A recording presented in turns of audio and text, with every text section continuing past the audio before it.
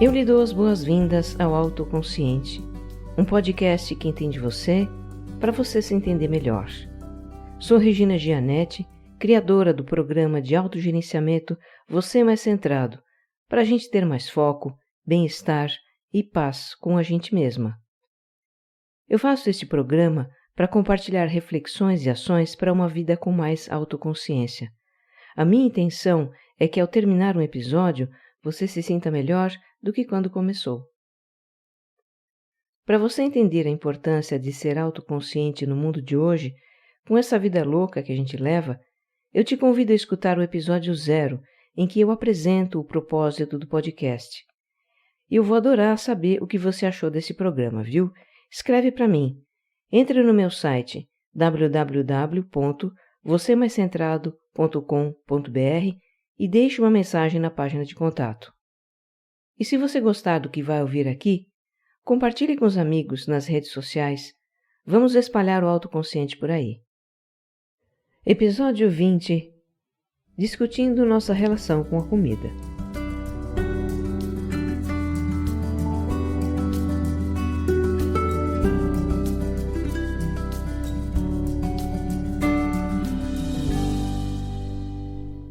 Neste episódio, vamos levar a autoconsciência para a nossa relação com a comida. Para isso, eu vou propor um exercício para você praticar no dia a dia. Mas antes, vamos discutir um pouco essa relação? A gente sabe que o alimento é fonte de energia e nutrientes para o corpo. Mas, de verdade, dificilmente a gente lembra disso na hora de comer, não é? O que a maioria de nós faz é comer para matar fome, para ter prazer, às vezes para aliviar algum desconforto emocional. Tem muito disso também. Se a gente está baixo astral, come porque está baixo astral. Se bem que quando está feliz também come, que é para comemorar. A nossa relação com a comida, na verdade, ela nem sempre é consciente. Um dos indícios disso é que comer é uma das atividades que mais fazemos distraidamente, sem atenção, no piloto automático. É ou não é?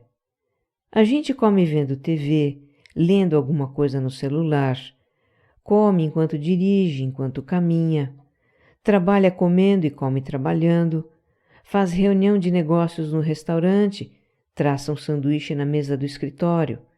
É a refeição multitarefa. Há inconvenientes em entregar para o piloto automático a direção do quando a gente come, do que a gente come e do como a gente come.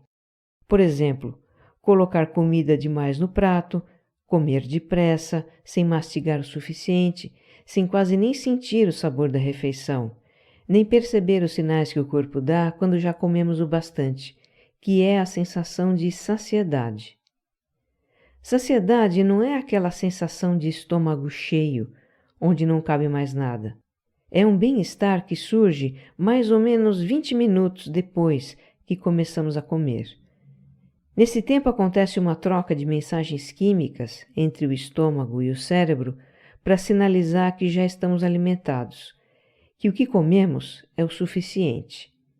Mas se comemos com pressa, nem dá tempo de sentir esse bem-estar. Só vamos parar de comer quando o estômago está cheio mesmo. E a isso se junta o fato de que, num dia corrido, a hora da refeição fica espremida entre os compromissos. Quando finalmente a gente dá aquela parada para comer alguma coisa, come rapidinho. E se a fome está grande, come a primeira coisa apetitosa que vê na frente. E tem mais essa, viu? Para o piloto automático, nem é preciso estar com fome. Esvaziamos um balde de pipoca no cinema, mesmo depois de jantar, porque é um hábito comer pipoca no cinema. Começamos a beliscar distraidamente um pacote de bolacha que alguém levou para o escritório. Afinal, o pacote foi deixado lá para a gente comer mesmo. E quando damos conta, a bolacha acabou e o teclado do notebook está cheio de migalhas. Bom, se você está em paz com a balança, com o piloto automático e tudo, não está mais aqui quem falou. Mas se o que a balança mostra não está do seu agrado, abre o olho para o seu piloto automático. Outro indício de que a nossa relação com a comida nem sempre é consciente é que muitas vezes o impulso de comer E a escolha do que a gente come vem do subconsciente. Não se trata de fome, mas de uma vontade de comer para descontar a ansiedade, o estresse, a TPM, a frustração, o aborrecimento, o coração partido, o orgulho ferido, a dor de cotovelo, a saudade, a tristeza, a mágoa e outros estados emocionais. Quem nunca descontou as amarguras da vida num bom pedaço de bolo, né? Que atire a primeira pedra. Não é à toa que nós associamos alimento a alívio da dor. E não só a física, mas também a emocional. Quando bebês, a gente começava a sentir um incômodo e muitas vezes isso evoluía para uma dor muito forte no estômago. E então éramos acolhidos e alimentados. E pronto, toda aquela agonia passava e ficávamos num estado de plenitude e paz, aconchegados num colo quentinho. Ao longo da vida, muitas vezes nos deram guloseimas quando estávamos tristes, doentes ou aborrecidos. Porque alimentar é muito mais do que um cuidado para a sobrevivência de outro ser humano. É também um gesto de amor, de confortamento. O alimento nos remete a essa memória afetiva de termos sido acolhidos, supridos e protegidos. E além disso, comer algo gostoso faz o cérebro liberar serotonina, que é uma das substâncias cerebrais que produzem a sensação de bem-estar. A serotonina ameniza os efeitos dos estados emocionais negativos. É por isso que quando bate um estresse, uma ansiedade, uma tristeza, a gente vai atrás de chocolate, doce, massa, gordices em geral. Tá vendo? Você sabia que tinha um bom motivo para atacar a geladeira, né? Que bom que nós temos esse recurso para aliviar as tensões emocionais. E em nome do nosso equilíbrio e bem-estar, é legítimo usar esse recurso. O problema é que ele não é sustentável ao longo do tempo, porque gera efeitos colaterais. Engorda, altera negativamente as nossas taxas metabólicas, colesterol, glicemia, triglicérides, aquela coisa toda. Chega um momento em que descontar na comida começa a gerar efeitos psicológicos contrários aos que nós estamos buscando. A gente se olha no espelho e não gosta do que vê. O descontentamento conosco mesmos passa a ser mais um motivo para descontar na comida. E quando fazemos isso, vem o autojulgamento e a culpa que nos leva a descontar de novo. Enfim, entramos num círculo vicioso do qual dá trabalho para sair.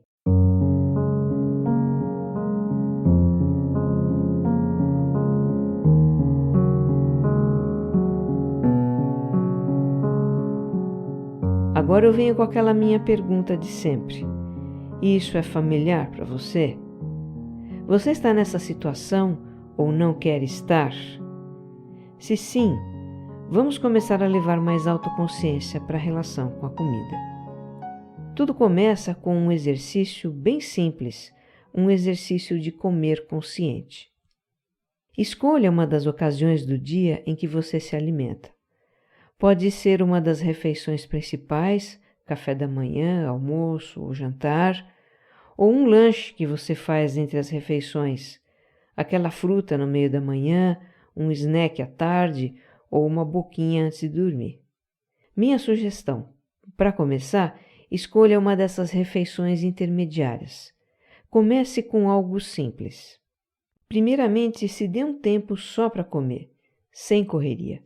10, 15 minutos talvez. Nada de comer de pé ou andando.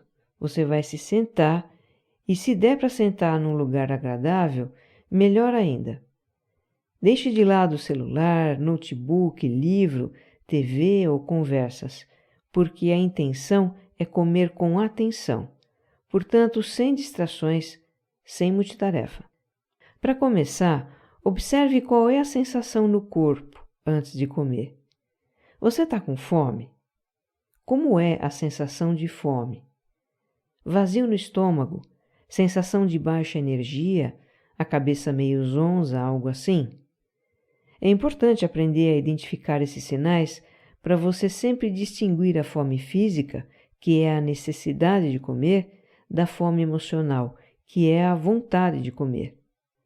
Bom, aí você começa a comer e a ideia é se envolver com o alimento, se envolver com todos os sentidos. Curta a aparência, sinta o aroma, perceba a textura, saboreie com atenção cada bocado, como se fosse o primeiro. Faça isso sem pressa e mastigue bem. Mastigue até que o alimento esteja completamente triturado e umidificado. Não dê corda para pensamentos de preocupação, aborrecimentos ou antecipação de coisas que você precisa fazer. Sempre que a mente viajar para longe, traga a atenção de volta para a experiência com o alimento. Agora, procure observar o que você pensa e sente a respeito do que está comendo. Isso vai lhe trazer tomadas de consciência sobre a sua relação com a comida. De repente você se dá conta de uma certa ansiedade para comer, de um pensamento do tipo, isso aqui tá bom, acho que eu vou querer mais. Coisas assim. Observe sem julgamentos, tá? A ideia não é brigar com você mesmo, mas apenas se perceber. E seja o que for que você perceber, está tudo bem. Pegue leve com você. Terminou de comer? Observe como você se sente. Você está satisfeito? Como é a sensação de estar satisfeito? Que efeito o alimento produz no seu humor, na sua disposição? Olha, fazendo esse exercício pelo menos uma vez ao dia, a gente vai aos poucos expandindo a autoconsciência na relação com a comida e começa a ter mais atenção a quando a gente come, o que a gente come, como come e por que come. E isso conta muito quando a intenção é emagrecer, por vários motivos. A gente percebe quando a fome chega de mansinho e pode ser saciada com tranquilidade, antes que ela vire um desespero para comer, e aí a gente come muito. Percebemos quando o que temos é fome ou vontade de comer, os nossos impulsos e pensamentos em relação à comida. Ficamos mais atentos à qualidade e à quantidade do que colocamos na boca, mastigamos melhor e isso facilita a digestão. Damos mais tempo para o cérebro detectar a presença de comida no estômago e produzir a sensação de saciedade. E desfrutamos mais do alimento, temos mais prazer com a comida. Podemos ficar satisfeitos sem ter que comer muito. Olha, tem vários estudos que mostram que o comer consciente ajuda a emagrecer. Tem este aqui, realizado pela Universidade do Texas, nos Estados Unidos, com 50 mulheres saudáveis entre 40 e 59 anos. Essa é uma faixa etária em que não é tão fácil emagrecer, eu que o diga. Então, no estudo, elas foram orientadas a comer com atenção plena as suas refeições num restaurante por 6 semanas. E todos os dias elas acabavam ingerindo 300 calorias a menos, sem mudar nada nos hábitos alimentares. Resultado: todas emagreceram no final da experiência. Tem um outro estudo que mostra que a intenção que se tem ao comer também contribui para o controle do peso. E este foi feito na Universidade de Tübingen, na Alemanha. Os voluntários eram obesos e não obesos e foram orientados a ter pensamentos específicos antes de se servir num restaurante por quilo. O que a pesquisa constatou? Quando o pensamento era sobre o prazer que teriam na refeição, os obesos pegaram porções maiores e os não obesos pegaram porções habituais. Quando o pensamento era sobre os efeitos da refeição na saúde, todos pegaram porções menores. E quando o pensamento era ficar satisfeito até a noite, a maioria dos voluntários encheu o prato. Então veja como a intenção que a gente tem ao se alimentar faz a diferença.